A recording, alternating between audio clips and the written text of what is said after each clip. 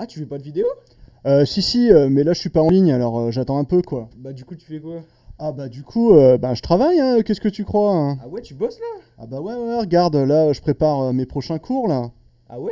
Bah ouais, ça c'est sur le tourisme, hein. Ouais. Ensuite, ben là c'est sur la population Ah ouais? avec ça, qu'est-ce que t'en penses? Ouais, c'est pas mal. Ensuite je vais bosser sur la guerre. Ah ouais? Ouais, avec ça, qu'est-ce que t'en penses? Ah ouais, c'est pas mal.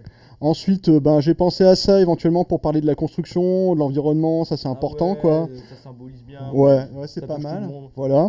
Ensuite, la sécurité routière, bah, j'ai pensé à ça. Ah ouais? Ouais, c'est pas mal, hein. Ouais, c'est pas mal.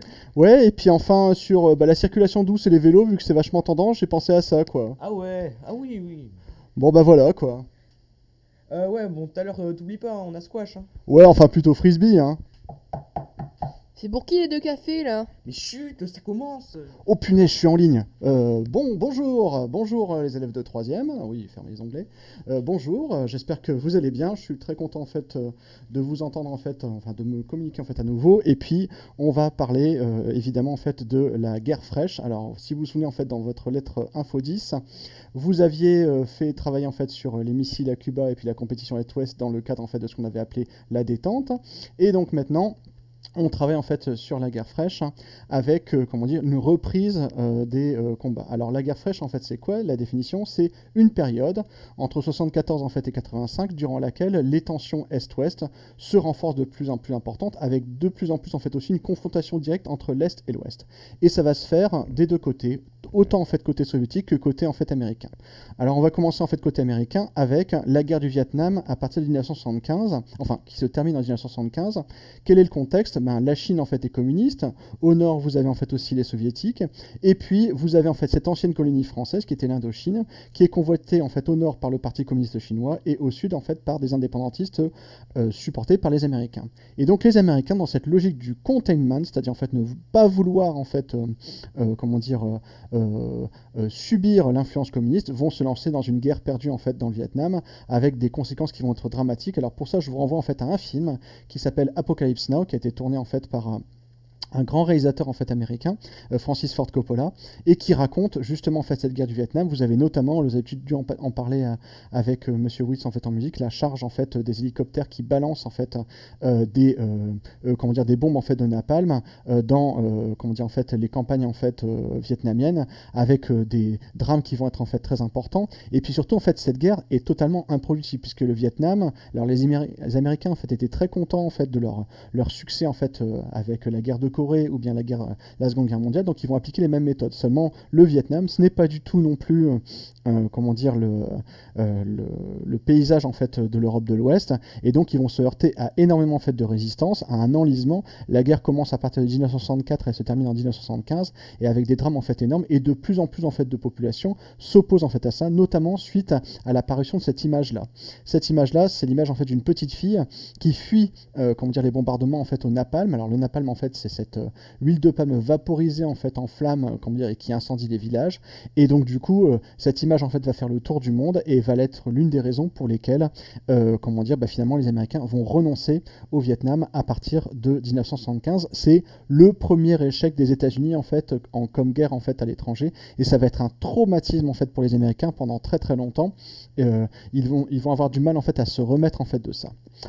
Ensuite, suite du tableau, comment ça se passe en fait aussi à l'Est? Eh bien à l'Est, même chose, c'est l'invasion en fait de l'Afghanistan en 1975. Alors pourquoi les Soviétiques en fait décident-ils d'envahir en fait l'Afghanistan? Ben parce que comment dire, ils soupçonnent comment dire, une influence en fait révolutionnaire et musulmane en fait vers les républiques soviétiques en fait du Nord, l'Ouzbékistan, le Turkménistan et le Tadjikistan. Donc ils décident en fait d'intervenir et de faire intervenir en fait des chars à partir comment dire en fait de 1979, en décembre 1979. Alors ça va choquer énormément l'opinion publique et notamment en fait en Europe de l'Ouest, parce qu'on se dit que eh bien voilà en fait on n'est pas à l'abri d'une invasion en fait militaire en fait dans un territoire comment dire qui n'était pas soupçonné en fait d'être envahi, et ça va poser énormément en fait de problèmes au point que alors l'invasion a lieu en décembre 1979 et en juillet 1980 en fait il y a les Jeux Olympiques en fait à Moscou. Beaucoup de pays font le choix de ne pas se rendre en fait à ces Jeux Olympiques pour boycotter comment dire en fait l'invasion soviétique en Afghanistan. Alors on a oublié un petit peu la guerre du Vietnam auparavant, mais on boycotte en fait quand même. Et puis les autres changements qu'il y a en fait aussi, c'est à l'est en fait et à l'ouest avec tout d'abord l'URSS. Alors l'URSS, même si elle envahit comment dire en fait l'Afghanistan à partir de 1979, c'est quand même en fait un État qui est profondément en fait malade. Pourquoi? Parce que tout d'abord en fait à la suite de comment dire en fait le précédent en fait président en fait qui s'appelait je me souviens plus en fait son prénom, c'est pas grave. Donc arrive en fait Brejnev, et Brejnev en fait va régner jusqu'en 1982. Et puis ensuite, ce qui se passe, c'est que comment dire, il va y avoir des successeurs en fait à cette URSS, mais cette URSS en fait montre un petit peu comment dire son essoufflement. Donc Brejnev en fait a régné très très longtemps, et donc arrive juste après en fait avec lui Yuri Andropov. Donc vous voyez en fait qu'il est pas très très jeune en fait non plus, mais il ne règne en fait que 2 ans. Donc ça veut dire qu'il est très très malade et qu'il est incompétent, etc. Donc on se dit en fait on va nommer quelqu'un en fait de plus performant et plus en fait efficace. Eh bien manque de bol en fait non. On nomme en fait quelqu'un en fait de pas du tout jeune en fait dessus. Il s'appelle Konstantin Tchernenko et regardez en fait le temps en fait qu'il règne, c'est 1984-1985. Donc là encore une fois cette URSS est totalement en fait malade. Et donc par conséquent il faut trouver comment dire quelqu'un comment dire en fait de nouveau. Et ce quelqu'un en fait de nouveau, on va le trouver en fait dans la personne en fait de Mikhail Gorbatchev. Alors Gorbatchev, il est issu lui aussi comment dire de comment dire l'appareil en fait soviétique, mais par contre il a des idées nouvelles. Et cette idée nouvelle en fait qu'il a, c'est ce qu'on appelle la perestroïka. Perestroïka, ça veut dire la restructuration. Alors je vous ai mis en fait un lien sur un article dans la lettre info pour que vous puissiez en fait le lire en fait un petit peu plus. Et ça montre en fait aussi que comment dire grâce à ça, eh bien désormais ce sera possible de changer un petit peu les choses. Et c'est notamment en fait grâce à Gorbatchev que progressivement, eh bien cette perestroïka va comment dire progressivement en fait s'afficher et va changer un petit peu les choses. Alors je vais passer un petit peu en fait sur quelque chose, mais à partir en fait de 1980 en Pologne, vous avez en fait un mouvement politique qui est dirigé par un syndicaliste en fait qui s'appelle Lech Walesa qui va réclamer en fait des droits, avec également en fait aussi une syndicaliste qui s'appelle Anna Valentinowicz, et c'est le début en fait de la démocratisation en fait en Pologne. Même chose à partir de 1989, alors on en avait parlé dans la précédente lettre info, eh bien c'est la chute du mur de Berlin, et cette chute du mur de Berlin, elle est rendue possible grâce comment dire à Gorbatchev, et à partir de 1991, eh bien il n'y a plus en fait d'URSS, il n'y a qu'une communauté d'États indépendants. Alors aujourd'hui c'est pas un modèle en fait de démocratie, cependant il y a un petit peu plus de liberté qu'il n'y en avait en fait auparavant. Alors revenons sur ce qu'on avait dit en fait à l'Est, et je voulais revenir en fait juste sur un dernier point en fait sur l'Afghanistan. En Afghanistan en fait les Américains vont se servir en fait de ce conflit-là pour comment dire alimenter l'opposition en fait comment dire à l'Afghanistan, et notamment ils vont recruter en fait des agents pour lutter contre les soviétiques, et dont notamment en fait ce monsieur Oussama Ben Laden. Alors vous le connaissez un petit peu en fait de nom, puisqu'en fait il y a presque 19 ans, eh bien il a en fait attaqué en fait les tours du World Trade Center. Et bien au départ en fait Oussama Ben Laden c'est comment dire en fait quelqu'un qui est payé par les services secrets américains, par la CIA, pour permettre comment dire en fait de lutter contre les soviétiques. Et en 2000 et en 2001, lorsqu'il n'y a plus en fait d'Union soviétique, parce qu'en fait cette communauté d'États indépendants en fait n'est plus en lutte en fait contre comment dire les Américains, et bien Ben Laden se cherche d'autres financiers, et ces financiers réclament et bien la lutte contre les États-Unis. Alors je reviens donc en fait à mon tableau. Et à l'ouest, qu'est-ce qui se passe? C'est l'arrivée en fait au pouvoir de Ronald Reagan. Alors Ronald Reagan, c'est vraiment en fait un personnage. Alors je vous le montre en fait ici, le voici. Alors c'est un ancien acteur de série B américaine, très très mauvais. Et il est élu en fait par le Parti républicain. Alors aux États-Unis, vous avez 2 grands partis, Parti républicain, Parti démocrate. Actuellement, Donald Trump, c'est le Parti républicain. Et Ronald Reagan en fait est élu en fait sur un programme en fait ouvertement libéral. Moins d'intervention de l'État dans la vie économique, absence de soins et de sécurité sociale, moins également en fait aussi de prise en charge en fait de l'État, et surtout, il a un programme, c'est de mettre à bas l'empire du mal. Alors si vous vous souvenez en fait un petit peu, mettre à bas l'empire du mal, est-ce que ça vous rappelle pas en fait quelque chose?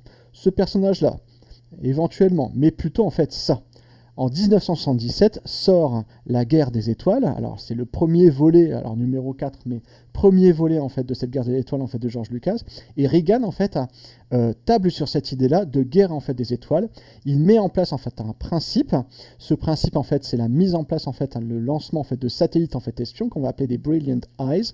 Et ces Brilliant Eyes vont être capables, comment dire, en fait, d'intercepter éventuellement en fait des missiles qui viendraient, comment dire, en fait, s'écraser sur le sol américain avec une batterie de répliques en fait antimissiles. Alors c'est bien sympa en fait tout ça, mais quand vous regardez en fait ces missiles, ils passent où? Eh bien, ils passent en fait au-dessus de l'Europe.